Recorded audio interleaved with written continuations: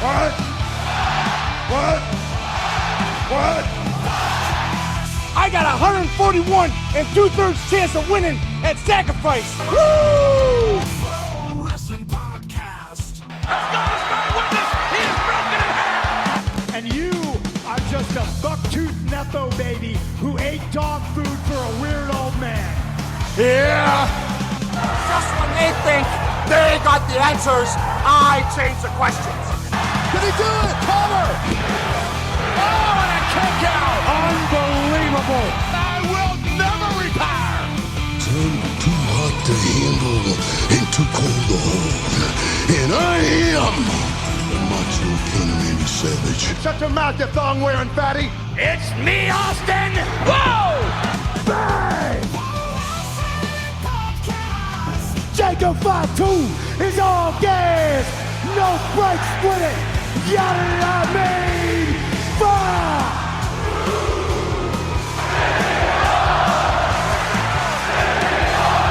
I said WWE stands for. Promotional consideration paid for by the following. Hey, yo, Pro Wrestling Podcast listeners. Welcome to the show where we don't sing it, we bring it. Help us out and click subscribe to show your support. Hey, look, are you sick and tired of dropping $60 to $100 for the latest and greatest wrestling game? Stop immediately. Go to Wrestler Unstoppable, available exclusively through Facebook. Oh, no, not anymore. Now available to everyone. App.WrestlerUnstoppable.com, where they now are letting you use email to sign up, create a wrestler, sign contracts, get into storylines, headline PLEs, even build your own corporation from the ground up. All included in Wrestler Unstoppable, available now to everyone, not just Facebook users, totally free. Look, if you want to become a member of the Pro Wrestling Podcast family, you want your name in the shoutouts like John in Texas and my newest Patreon, Emily, then you got to check out our Patreon page at patreon.com/Pro Wrestling Podcast. Sign up today. Don't forget we've got loyalty rewards. If you are a $15 a month contributor, you get to co-host an episode with me.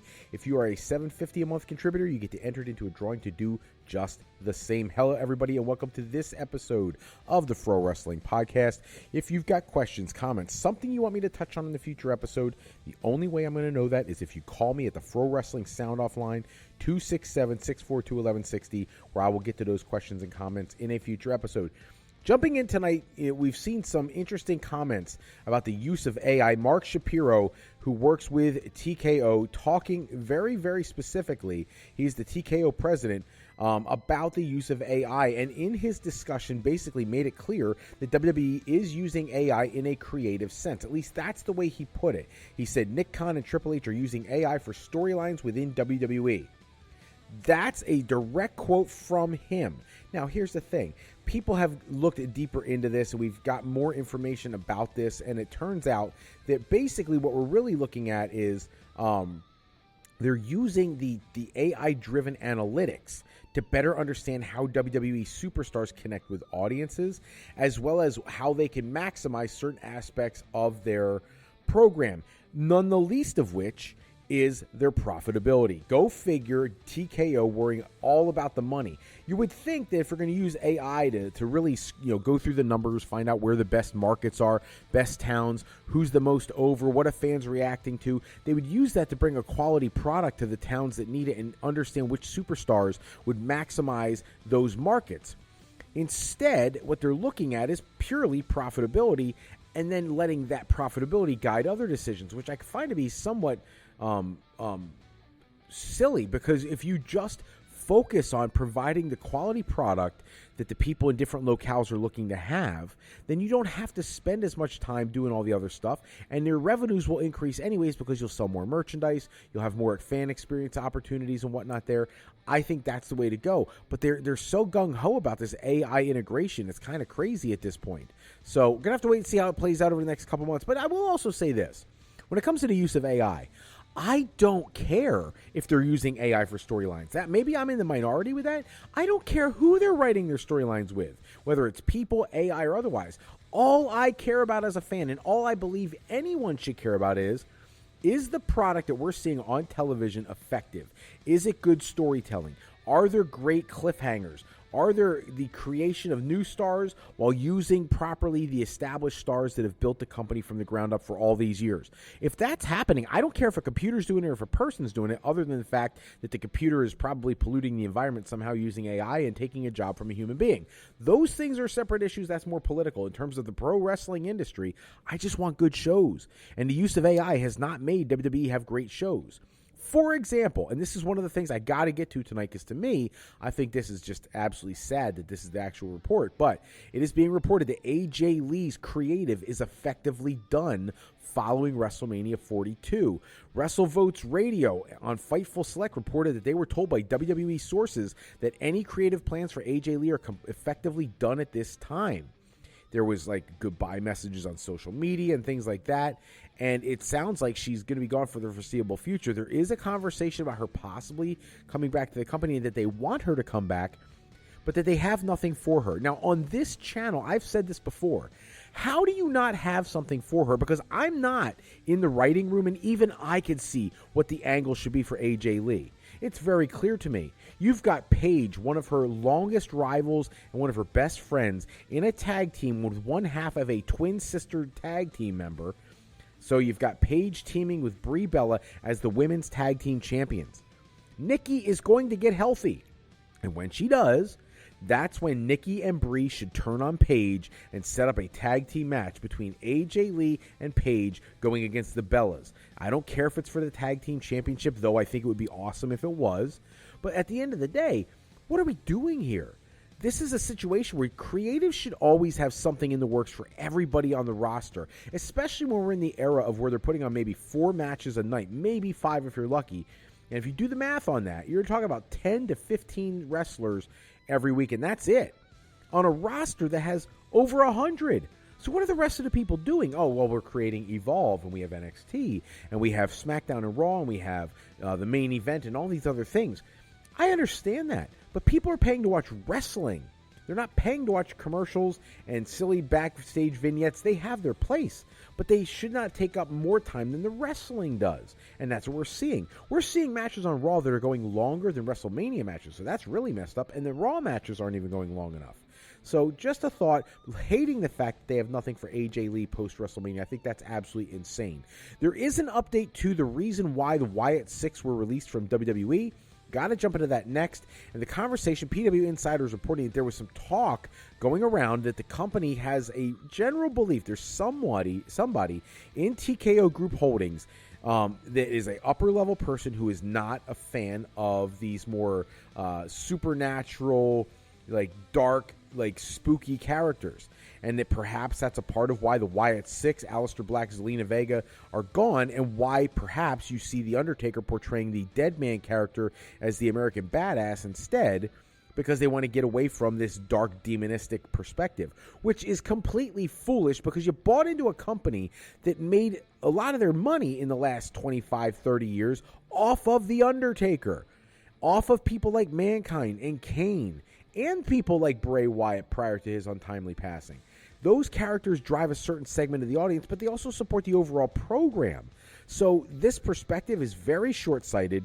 You're losing out on incredible talent. Aleister Black, what a waste. Zelina Vega, what a waste. Both great talents, deserve more. And the Wyatt Six had so much more they could have done. But if you noticed, right after they killed everybody on Raw, they basically got nothing. They really got no support whatsoever. So I'm not surprised things have gone this route. So, and in terms of Aleister Black, he's also in the news because there's conversation now about whether or not he's going to have the opportunity to go back to AEW, because he left there, and basically the conversation was that they felt like he was unwilling to participate in certain storylines or even potentially lose matches. But WrestleVotes Radio on Fightful reports that sources in AEW do not expect that Black will be returning to the promotion anytime soon. People he is close with, other people do not expect he's going to come back anytime in the near future. MJF put out some tweets that were very non-welcoming. And at this point, it limits some of his options. He has options. I was reading the one report, Sean Ross Sapp of Fightful talked about the bridge is not believed to be burned between he and AEW, so there's a possibility of a return down there. But it's not like WWE and AEW are the only places to make money. You know, look at People like Matt Cardona, who made more money on the indies than he ever made as a premium star. People like Karrion Kross, who are doing very well in the independent scene. There is TNA. There is New Japan. There is All Japan. There is Pro Wrestling Noah. There is CMLL. There are other places to go. And I really hate the narrative when they say that there's nothing left for him to do. There's clearly stuff for him to do. And I hope he gets the opportunity to do that. But it sounds like, at least for right now, it will not be with AEW. Got to update another news story that broke this week about the backstage update on Stephen A. Smith, the ESPN broadcaster that is being theoretically pitched for a role in WWE through SummerSlam. Conversation that we're seeing, the ESPN's First Takes, Triple H was on and suggested that he could be in the right shape to step into the shoes of a manager, as well as the fact that during other conversations, Stephen A. Smith has mentioned his desire to basically get at Paul Heyman. He praised Paul Heyman, but also talked about how somebody needs to take him down, I believe was the exact quote. So clearly they're working on something with Stephen A. Smith, and as we know with TKO, they want to bring celebrities in whenever they can. This is a situation to monitor closely, because if they're going to do something for SummerSlam, they're going to have to start putting feelers out there or seeds out there somewhere very soon. I do know they had a segment this week where Danhausen was on his show and was interacting with him a bit, so I don't know if it's going to have something to do with that, but I would love to see him in a good spot, but just not the main event. Let's not make that mistake again. Got to give an injury update on Stephanie Vaquer. Apparently her injury, the reason they did the angle on Raw that they did it is to legitimately write her out of the storylines.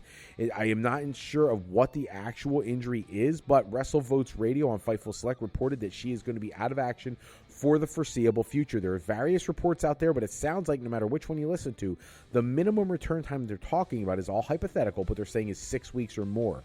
So that puts her out for a significant period of time. This was done to write her off TV so she can heal up and get back. And this is really the first time she's lost any time since coming into the company. So hopefully she gets back quickly. They need her on television. She's one of the premium forces in the women's division. And there's so many matchups we haven't seen yet. But then again, getting injured like this might open the door where she could reappear when she is healthy and maybe switch brands over to SmackDown and set up a feud with someone like, say, Rhea Ripley, which I would love to see. And I got to end with this because it's a crazy story to me. The Ultimate Nepo Baby is the headline on eWrestling News, and they're talking about the WWE signing the niece of Robert F. Kennedy, Zoe Hines. And the word that they're using in their report is that the WWE was, quote-unquote, forced to sign Hines due to her political ties. It sounds like, though, the veteran wrestling community not thrilled about it. Jim Cornette specifically not happy about it, posting on Twitter all sorts of profane stuff about this and how much she's the ultimate Nepo baby. And I get it. I do. And look, now let's be honest. If she could go out there and she could tear it down, fine. I have no issue with her being on the roster. But she better be able to go at this point. Otherwise, this really was a Nepo hire, just trying to get ratings for having a politician's niece in the fold. And I think that's just the wrong message to send, especially when you're cutting so many other talents who clearly could go in the ring if you bring somebody in who can't. So I wish her nothing but the best. I never want anybody not to be able to fulfill their dreams and do very, very well in the wrestling business. But I just hope she can hold her own when it's time for, to put her foot down. That's all the time we have for this episode. Check back with us next episode. We run down the latest wrestling news and rumors. Special thanks, as always, to Suno for creating the music and sound effects we use in our show. Today's show is sponsored in part by Beazle Games. Bring a new friend to family game night. It's easy with sketchy people. Showcase your artistic side in this game from Beazle Games by going to thegamecrafter.com and picking up your copy today. If you're looking for your next career move, you're considering college or university life, maybe you just need some formal training for your next career decision, go to our website at frolifeplanning.com for all your higher education needs, as Fro Life Educational Planning is for today, for tomorrow, and for life with Fro Life. I'm Fred Froelich, better known as Dr. Fro. I want to thank you so much for taking some time with us. Until next time, take care, everybody. Have a great night.